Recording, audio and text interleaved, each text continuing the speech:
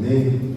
Louvado seja Deus, irmãos, pela vida de cada um de vocês, pelos dízimos e ofertas aqui trazidos na manhã de hoje. Nós vamos abrir a palavra do Senhor neste momento.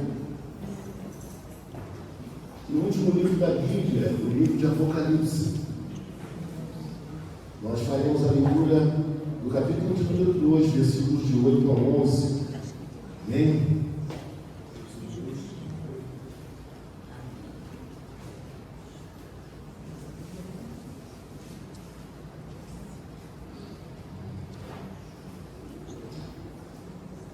Diz assim a palavra do Senhor, Apocalipse capítulo 2, versículos de 8 a 11. Ao anjo da igreja em Esmirna escreve: estas coisas diz o primeiro e o último, que esteve morto e tornou a viver. Conheço a tua tribulação, a tua pobreza, mas tu és rico, e a blasfêmia dos que a si mesmos se declaram judeus, que não são, sendo antes sinagoga de Satanás. Não temas as coisas que tens de sofrer. Eis que o diabo está para lançar em prisão alguns entre vós, para serem expostos à prova, e tereis tribulação de 10 dias. Sede fiel até a morte, e dar-te-ei a coroa da vida. Quem tem ouvidos, ouça o que o Espírito diz às igrejas. O vencedor, de nenhum modo, sofrerá dano da segunda morte. O vencedor, de nenhum modo, sofrerá o dano da segunda morte. Senhor Deus e Pai Celestial, nós queremos te agradecer, ó Deus, pela tua misericórdia para conosco, Pai, pela tua bondade, por tudo que o Senhor já realizou aqui nesta manhã, pelos dízimos e ofertas aqui trazidos, Pai, pelos louvores que foram entoados, por cada rosto, amigo, querido, Pai, que adentrou este tempo, cada filho teu, Pai, que o Senhor possa, Deus, nos abençoá-los agora, Pai. Ó Deus, na exposição da tua palavra, que o nosso coração possa ser, ó Deus amado, ouvido pelo teu Espírito Santo. Amém. Te pedimos perdão pelas nossas faltas, Pai, porque por vezes, Pai, na nossa sensibilidade, nós nos entristecemos, por vezes ficamos magoados e tristes, mas sabemos, ó Deus querido, que o Senhor é aquele que traz de volta ao nosso rosto um sorriso, o Senhor mesmo que enxuga as nossas lágrimas e que traz, ó Deus, uma alegria renovada em nosso coração. Porque temos o privilégio, Pai, que muitos não têm, de te louvar, de tê-lo como Senhor e Salvador, de amá-lo, Pai, mas acima de tudo, de ter recebido, Pai, de maneira, ó Deus, antecipada, o teu grande e excelso amor. Tu nos amaste quando nós éramos ainda pecadores. Tu nos amas ainda hoje, mesmo incorrendo nós, por vezes, em delitos e pecados. Por isso tudo, Pai amado, nosso coração se enche de alegria e gozo nesta hora, Pai. A presença do teu Espírito Santo é sensível, ó Deus, nesta manhã, neste lugar, no coração de cada irmão, no coração de cada irmã. Fala conosco, Pai, nesta manhã que nos preparamos para participar da Santa Ceia. É assim que nós te agradecemos, com o perdão dos nossos pecados, porque o fazemos em nome santo de Jesus Cristo, o teu Filho amado.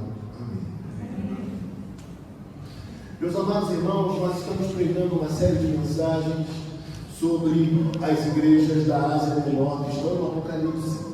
São elas: Éfeso, Esmirna, Pérgamo, Tiatira, Sardes, Filadélfia e Laodiceia. Na manhã de hoje, a igreja que está a ser analisada por nós é a igreja de Esmirna, a segunda igreja. E eu queria, antes de nós adentrarmos ao texto em si, eu gostaria de tecer alguns comentários a respeito tanto da cidade como também da igreja de Esmirna, porque isso há de facilitar a nossa compreensão dos versículos bíblicos que hoje serão explanados.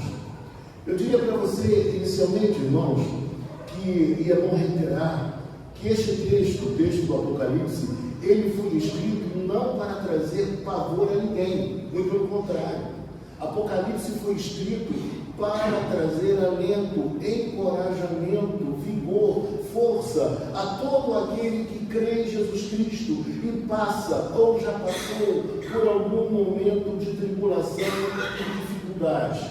Então, esse livro não deveria ser um livro para trazer pavor, mas sim para trazer esperança e ânimo a todo aquele que é crente, porque o nosso Deus, o Senhor Jesus Cristo, Ele governa sobre todas as coisas, Ele é Senhor sobre as nossas circunstâncias existenciais. Por isso nós podemos confiar nele, apesar de passarmos por sofrimentos e agruras. Eu diria para você então, meus irmãos, que essa cidade, primeiramente a cidade de Esmirna, essa cidade é a única cidade das 7 que ainda existem. Ou seja, só existe Esmirna, não existe mais nenhuma outra. E olha, essa cidade era tida como a cidade mais bela de todas elas. Era uma cidade portuária, era uma cidade onde o comércio era muito pujante. Então veja que era uma cidade economicamente muito rica. Era uma cidade muito boa para se viver naqueles dias, naquela época. Essa cidade também se arrogava a ser aquela cidade na qual nasceu Homero, grande Homero. Então, a cidade de Esmirna tinha muitos predicados, muitos valores para se morar ali. Havia também naquele lugar uma comunidade judaica grande, poderosa e rica. Então, era um lugar maravilhoso para quem quisesse o que crescer, se desenvolver profissionalmente. Era um lugar maravilhoso. E quando nós pensamos também na questão religiosa da cidade, aquela cidade era a cidade na qual foi a pioneira no culto ao imperador. E isso é muito importante de vocês gravarem, porque tem a ver diretamente com o texto a ser abordado.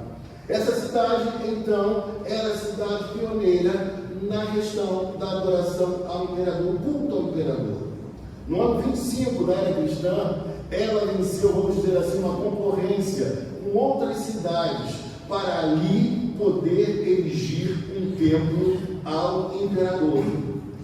Então veja que é uma cidade religiosa, uma cidade pagã, mas uma cidade religiosa. Também se encontrava ali o templo da deusa Roma. A cidade de Esmirna, ela tinha um orgulho tremendo e se apresentava como aquela que era fidelíssima ao Império Romano. Olha quanta coisa importante de nós falarmos a respeito dessa igreja e dessa cidade também. A cidade foi destruída. Ela foi destruída e foi reconstruída. Olha que coisa interessante. E isso também tem a ver com o que nós iremos falar daqui a pouco mais, lendo os versículos que estão à nossa frente. Mas naquele lugar, como eu citei para você, um lugar próspero, um lugar rico, um lugar bonito, uma cidade belíssima, onde tinha tudo que você poderia imaginar para viver bem ali. Nessa cidade havia também uma comunidade cristã, havia uma igreja. E essa igreja, meus irmãos, era uma igreja fiel ao Senhor. E essa fidelidade era uma fidelidade que, inclusive, ela superava todos os problemas que estavam à frente daquela comunidade da fé. Aquela comunidade cristã, ela era pobre. Ela era pobre dentro de uma cidade riquíssima. A comunidade cristã naquele local, ela era formada por pessoas pobres, mesmo estando dentro de uma realidade de grande prosperidade e riqueza. Você deve saber o que é isso. Em nosso país nós vemos um país rico de tanta gente miserável e pobre. Um país rico de muita desigualdade social. Isso eu creio que qualquer uma pessoa, independentemente de sua posição política, há de concordar comigo. As discrepâncias sociais em nosso país, elas são altamente sensíveis. E quando nós olhamos para o texto, então, depois de falarmos tantas coisas a respeito dessa cidade, e também não passar um pouquinho sobre a igreja, Nós olhamos para a Bíblia Sagrada e o texto nos diz: ao anjo da igreja em Esmirna escreve. É o Senhor Jesus Cristo trazendo um recado àquela igreja através de quem? Através de João. E o texto nos fala: estas coisas diz o primeiro e o último. Ele vai utilizar uma linguagem que não é muito clara para a maioria das pessoas. Por que isso, queridos? Porque se esse livro ele fosse descoberto, ele seria o que, irmãos? Destruído. Se lessem o livro e compreendessem perfeitamente o livro de Apocalipse, as pessoas, elas iriam destruir aquele livro. Então, João, quando escreve, ele escreve utilizando aproximadamente 300 símbolos. Isso, obviamente, dificultaria a compreensão e a percepção daquele que era de fora, daquele que não era cristão. Mas, por outro lado, meus amados, para quem era crente, essa linguagem era perfeitamente compreensível e, diria mais, alentadora. Para quem está prestes a morrer, para quem está vivendo um momento de harmonia na alma, ouvir que Deus governa, que Ele é o Senhor da história, que Ele não nos abandonou apesar das lutas e dos sofrimentos, é algo que cala bem fundo em nosso coração. Nós somos amados por Deus, nós somos do Senhor, apesar de estarmos enfrentando momentos tremendamente difíceis e hostis. E hoje o tempo é um tempo hostil para quem é crente. Em alguns lugares, inclusive, se recomenda que não se utilize um brochezinho com uma cruz, porque isso pode ser perigoso. Mas o texto nos fala então que ele é o primeiro e o último. Significa dizer isso? Que ele é de eternidade a eternidade. Ou seja, ele sempre existiu. Ele é eterno. Ele é eterno. Ninguém o criou. Ele sempre existiu. Ele governa sobre todas as coisas. E o texto ainda nos fala mais. Então veja que para aquele que é crente, não é difícil entender que existe um e um só, que é de eternidade a eternidade. Que existe um só que é o primeiro e o último. Existe um só que é o alfa e o ômega. A primeira letra do alfabeto grego e a última letra do alfabeto grego. O que quer dizer que ele é aquele que idealizou todas as coisas, que planejou a nossa existência, a criação do mundo. É Ele também que vai dar conclusão a todos os eventos previamente planejados por Ele. Ele mesmo o fará, nada fugirá ao seu controle. Ele domina sobre tudo e domina sobre todos. Até quem pensa que está praticando o mal livremente, a maldade, a perversidade, até esse, ele sem perceber, ele não entende que ele é servo de Deus e o que ele está fazendo, embora mal e perverso, continua no controle do nosso Deus. E depois de falar que ele então é autoexistente, que ele é o primeiro e o último, que ele sempre existiu, o texto vai dizer que esteve morto e tornou a viver. Obviamente, aquele que era evangélico, quem era crente, cristão, do caminho, essa pessoa conseguiria entender perfeitamente que quem foi que esteve morto tornou a viver? O Senhor Jesus Cristo. Só que dessa maneira, como foi escrito, para aqueles que não eram da fé, era algo mais complicado de se entender. Está falando de quem? Quem foi que morreu e tornou a viver? E isso protegeria, obviamente, o texto sagrado. Então, quando ele fala esteve morto e tornou a viver, Jesus também tinha em mente aquela própria cidade, porque a cidade ela fora destruída e depois reconstruída. No ano 600 antes de Cristo, essa cidade foi destruída. Mas no ano 290, também antes de Cristo, a cidade foi reconstruída e muito bem reconstruída. Essa cidade, ela rivalizava com a cidade de Éfeso. Então veja a importância de Esmirna, muito próxima a Éfeso, a capital daquela região, da província da Ásia Menor. Essa igreja então dentro daquela cidade, aquela cidade que era tão importante assim. Então o texto fala que esteve morto e tornou a viver. Assim como o Senhor Jesus morreu e ressuscitou, aquela cidade também havia, de certa forma, morrido, mas também ressuscitado, depois de ter sido reconstruída. Então todo o seu recado, toda a sua mensagem para aquela igreja mostra que Deus é aquele que é Senhor sobre todas as coisas. Ele é Senhor sobre a morte. A morte não deteve Jesus e a morte não nos deterá. Nós viveremos com o Senhor Jesus Cristo por toda a eternidade. E a igreja precisava entender que, apesar dos sofrimentos, o Senhor reina.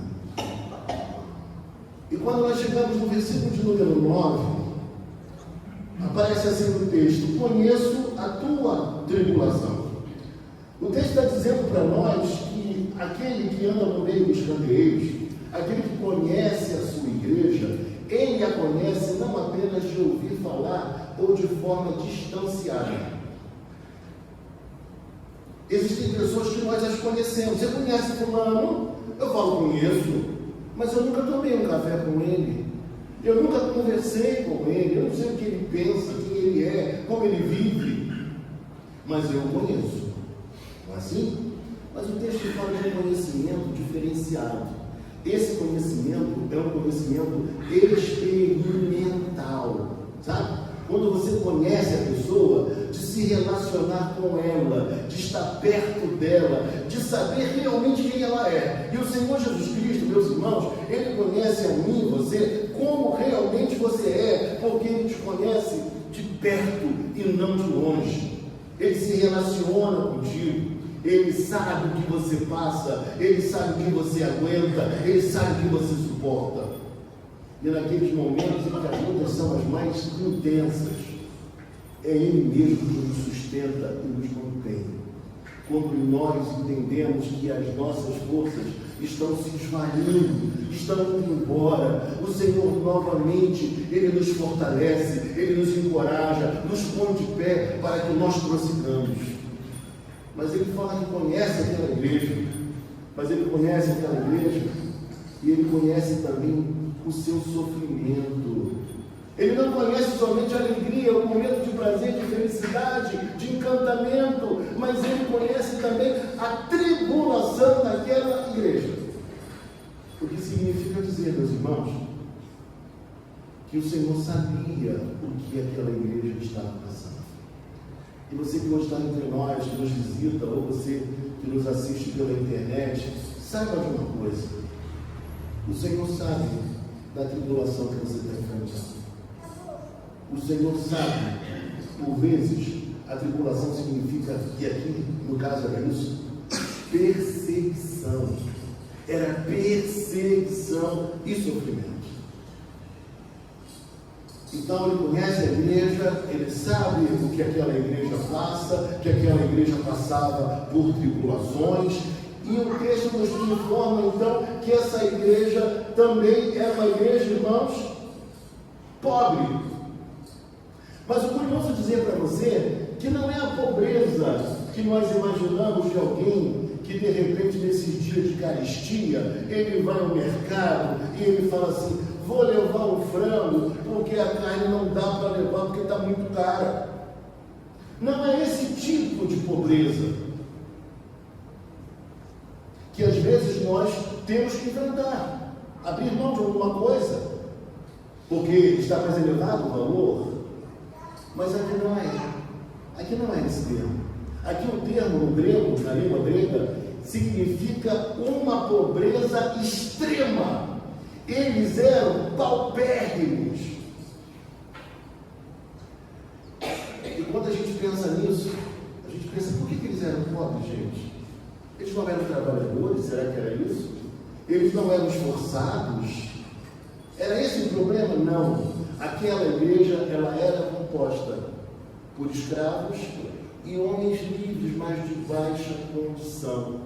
Eles não tinham recursos, eles eram pobres, eles passavam muitas lutas e necessidades, eles dependiam da ajuda alheia. para sobreviver. Era um quadro tremendamente difícil que eles estavam enfrentando. Mas o que é mais interessante dizer, amados, é que eles passavam por tudo isso, por um motivo que vai aparecer agora no texto. O Senhor fala: conheço a tua pobreza, mas tu és rico. E por que o Senhor nos chama de ricos, se eles eram pobres? Porque o Senhor não aquilata as pessoas como costumeiramente os homens fazem. A maneira de avaliar o outro do Senhor Jesus Cristo não é a mesma maneira que os seres humanos fazem. Ele não olha para a nossa conta corrente. Ele não olha se nós hoje estamos bem, mas já estivemos mal, ou vice-versa. O Senhor, Ele na verdade, Ele sabe a nossa condição, mas Ele diz que espiritualmente nós somos ricos. Podemos estar desprovidos de muitas coisas. Podemos não estar nas boas rodas sociais. Podemos não viver coisas até lícitas que nós sonhamos em viver um dia. Mas uma coisa, o Senhor diz: olha, vocês foram agraciados com o perdão de pecados. Vocês foram agraciados com a salvação. Vocês conhecem a realidade espiritual que muitas pessoas não conhecem. Vocês têm esperança para viver apesar de tudo que enfrentam. Enquanto outras pessoas, mesmo tendo tudo, elas já foram vencidas pela desesperança. Então, aparece no texto agora o motivo pelo qual, um dos motivos pelos quais eles passaram por tudo isso. A Bíblia fala assim para nós: a blasfêmia dos que a si mesmos se declaram judeus e não são. Você deve lembrar que no início eu falei que naquela cidade havia uma comunidade rica, próspera, formada por judeus, perfeito? Lembram disso? Então, quem eram de fato esses seres, essas pessoas que se declaravam judeus e não eram? Sendo, na verdade, como diz o texto, sinagoga de Satanás. Eles eram os judeus da cidade, uma comunidade rica e próspera. Uma comunidade que, pela lei da época, ela tinha o privilégio, por ser religião oficial, de não adorar o imperador. Os judeus não precisavam borrifar incenso próximo ao imperador, à imagem, ao busto do imperador, porque eles eram uma religião oficial. Mas em contrapartida, irmãos, você sabe o que eles faziam? Eles pressionavam os cristãos, eles denunciavam os cristãos para que os cristãos fossem perseguidos pelos romanos, pelo Império Romano. Então era isso que os judeus faziam naqueles dias. Eles, na verdade, caluniavam, por isso a palavra blasfêmia, trazendo uma ideia de que eles difamavam, que eles caluniavam, que eles diziam uma série de mentiras contra os cristãos, para que eles ficassem em maus lençóis. Dentre as coisas que eles diziam, eles acusavam os crentes de canibalismo, por causa da Santa Ceia. Eles diziam que os crentes eram imorais, sexualmente falando, porque os crentes tinham o hábito de dar um ósculo santo. Eles diziam que os crentes, eles eram pessoas revolucionárias. E por que revolucionárias? Porque os crentes não podiam jamais adorar a imagem do imperador, nem tampouco dizer que o imperador, que César é o Senhor. Porque para eles, como para nós hoje, quem é o Senhor, meus irmãos? Jesus Cristo é o Senhor.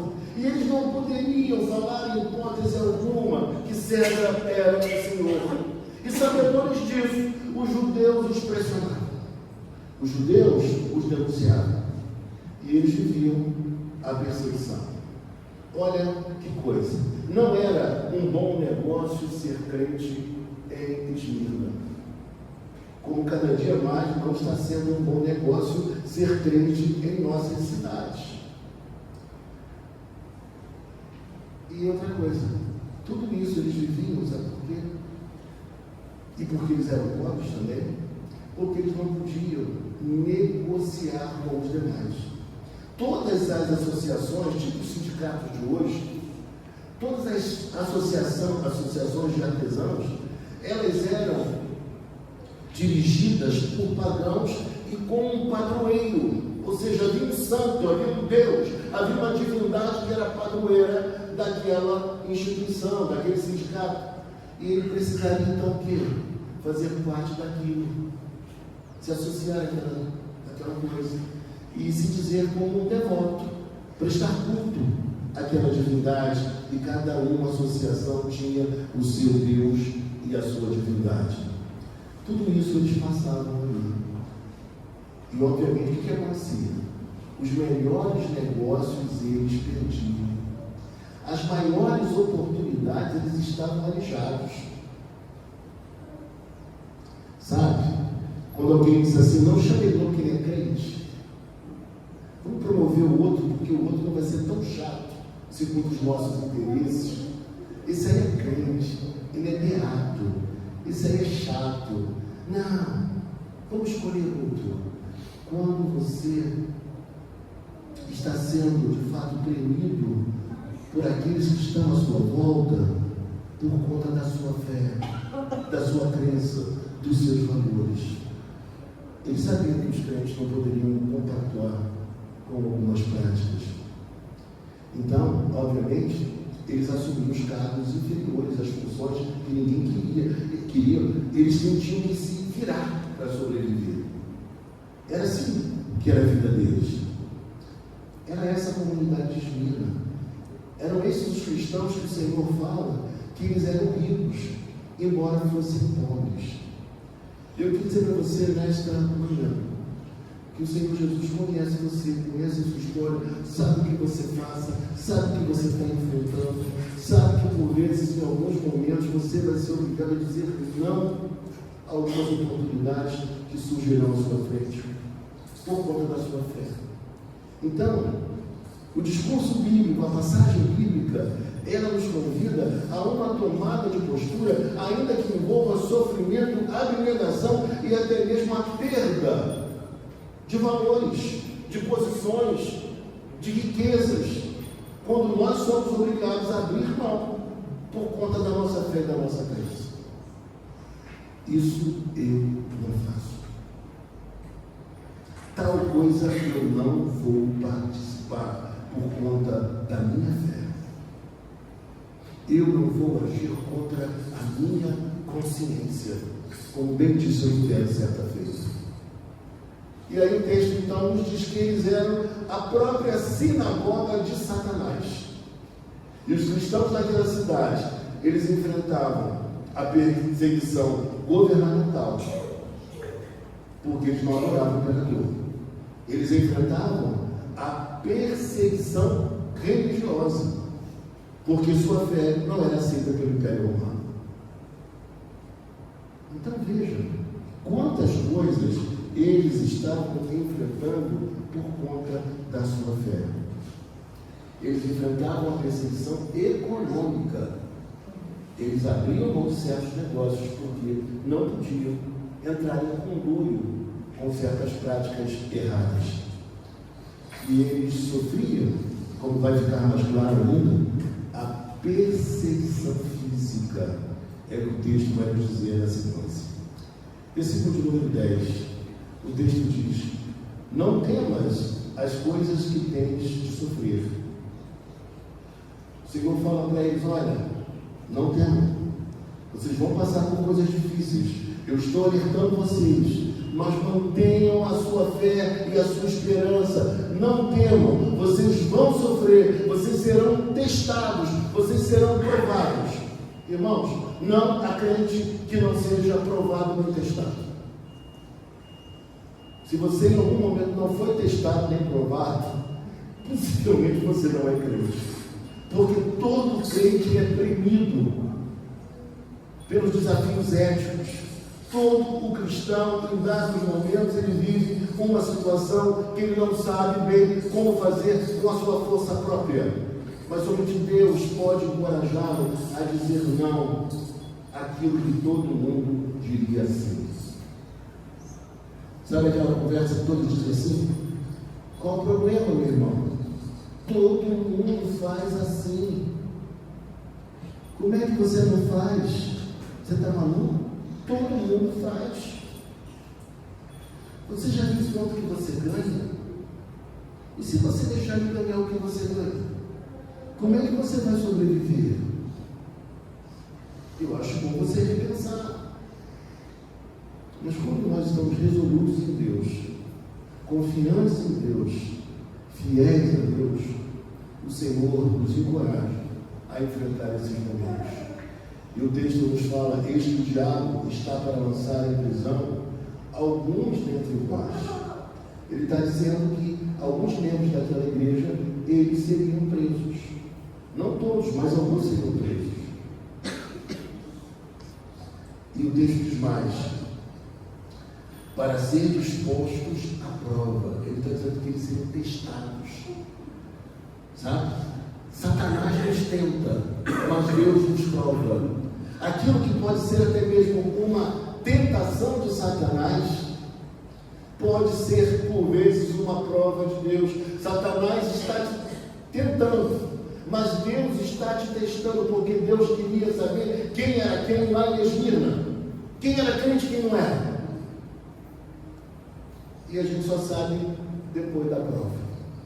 Só no teste a gente sabe quem é quem. E o texto diz assim então, veja comigo: e tereis tribulação de 10 dias. Bom, aí você deve estar perguntando: mas pastor, que tribulação é essa de 10 dias? Uma pergunta legítima. A ideia de 10 dias aqui é uma ideia de um período curto. Um período curto, um período limitado, um período dentro do controle e da soberania divina. Essa é a ideia que nós temos, todos os estudiosos têm, a grande maioria, é que é um período curto que aquela igreja iria passar por uma perseguição ainda mais acirrada, ainda mais dura, inclusive envolvendo prisão. E para não esquecer de dizer a vocês, o império era tão forte, e o império era tão agudo contra a igreja, que os crentes de Esmirna, eles perdiam até mesmo as suas propriedades por conta da sua fé. Perdiam suas casas, o fruto do trabalho, o fruto de anos.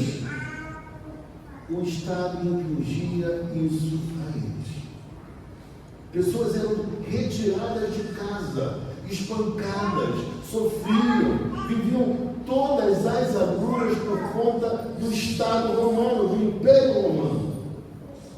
Porque o Império, o Estado, ele era uma divindade e não aceitava ser contrariado. Parece ter alguma coisa a ver com o tempo que o mundo está vivendo hoje, né? O mundo vive uma época assim. Quando eu li esse texto, eu não conseguia deixar de lembrar do que aconteceu na Segunda Guerra Mundial.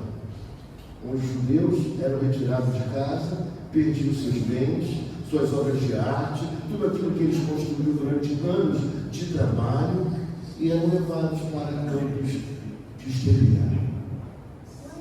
Os cristãos do primeiro século, eles estavam vivendo uma situação assim. Mas o texto nos fala então: e tereis tribulação de 10 dias. A ideia aqui é uma perseguição, mas muito dura, mas de curta duração, que estava, como sempre vai estar, nas mãos do Senhor, no controle do Senhor. É o Senhor quem controla todas as coisas. Mas o texto nos fala algo, depois de falar por temas, o texto fala agora: ser fiel até a morte e dar-te-ei a coroa da vida.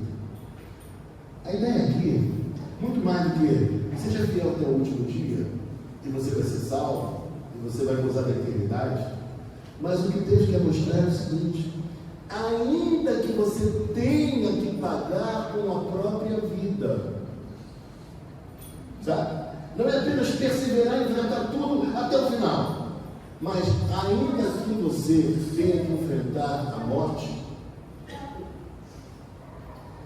que você possa confiar, que você possa ser fiel. Aquela cidade era fiel a quem, irmãos? Ela era fiel ao imperador. A igreja era fiel a Cristo e deveria ser fiel a Cristo até a morte. E ele diz mais: e dar-te-ei a coroa da vida. Tudo que ele está falando tem uma ligação com a cultura, com a cidade.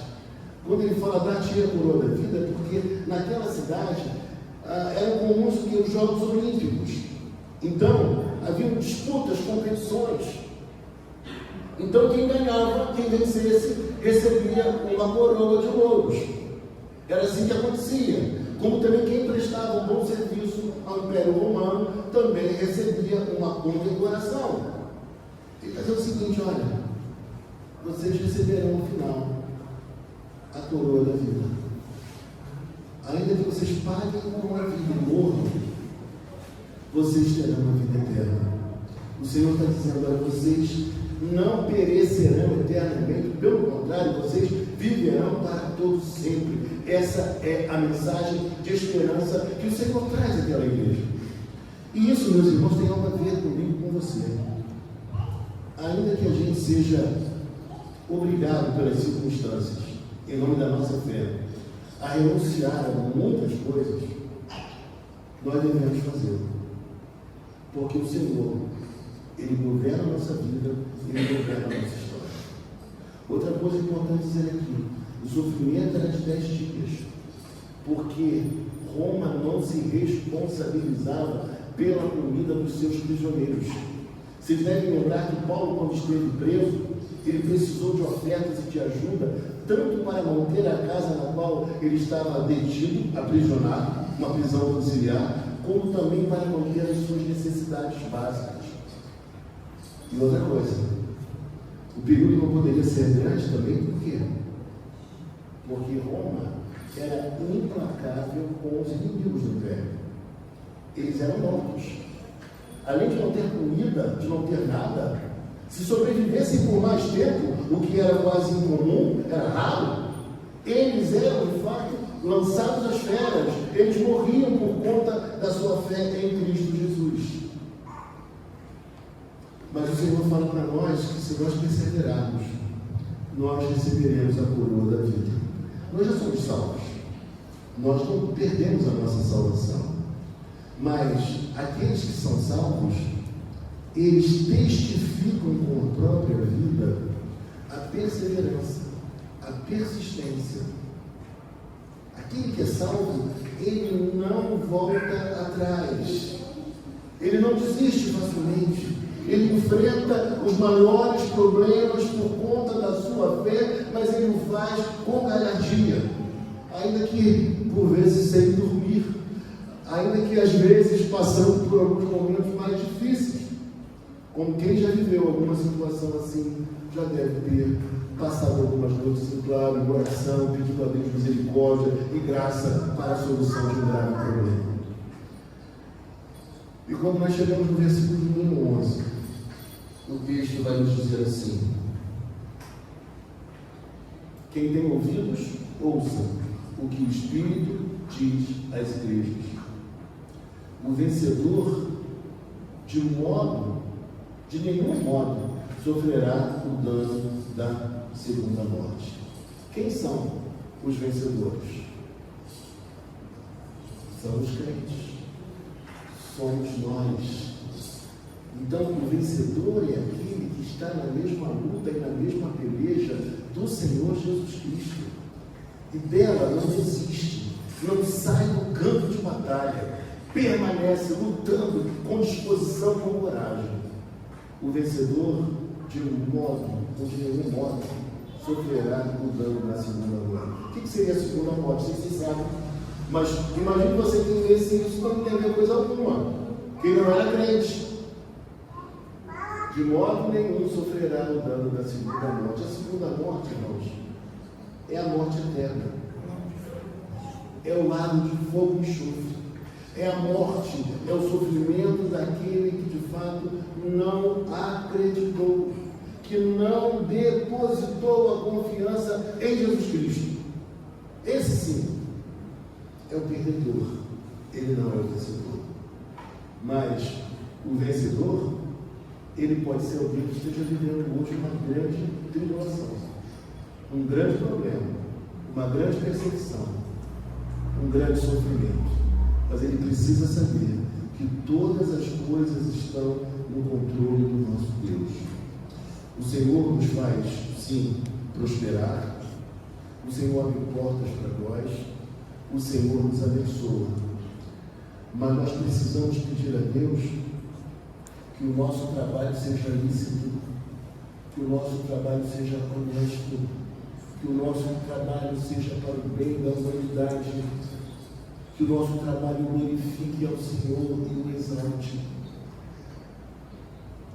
Mas se por conta da nossa fé e da nossa fidelidade a Deus tivermos que abrir mão de muitas coisas, que o façamos para que Ele seja honrado e glorificado através da nossa própria vida.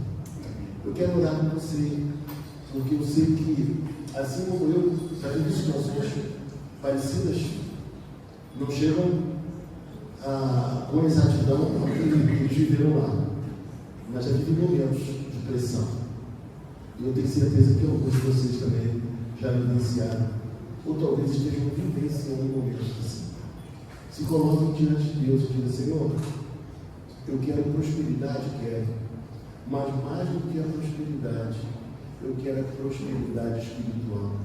Mais do que a riqueza humana, eu quero ter a riqueza que só o Senhor Deus pode me conceder. Amém? Vamos nesta hora, amados, orar ao nosso Deus.